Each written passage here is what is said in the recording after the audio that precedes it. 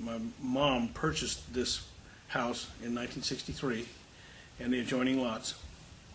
And we lived here off and on over the years. And basically what we had here was winds over 100 miles an hour, somewhere around 110, 112 miles an hour, a 12-foot storm surge above the mean sea level. And then on top of that, we also had wave action above the 12 feet. And you know, if I had not made the improvements to the house would be gone, as many of my neighbors' houses are that were on the ground. The fact the improvements were made saved my house. The primary thing I did was starting in 1994, we had the house raised up off the ground, elevated, and totally reconstructed.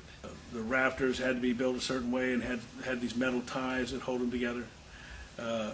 These windows in front, I believe, the large sliding glass doors are all hurricane rated, I believe, supposedly up to 150 miles an hour. Still, we had everything boarded up when Hurricane I came. The water flowed underneath the house where I had a small storage area.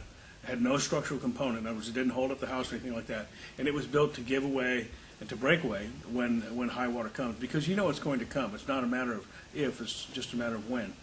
So, and those walls gave way, and I have a water line that comes up to the house. That broke.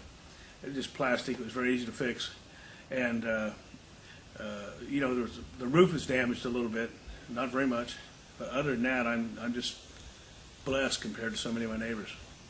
Raising the house up was really a fairly major part of the total renovation, but it was somewhere around $35,000 or $40,000.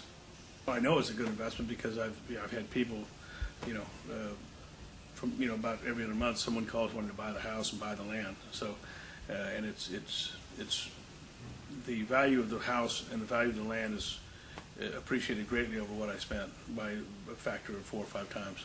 A year from now, there'll be people in this area who are not thinking about hurricane and about Hurricane Ike. And a year, 2 years, 5 years down the road, the further these things get away from you, the memory begins to fade, and people, they don't think about what's going to happen.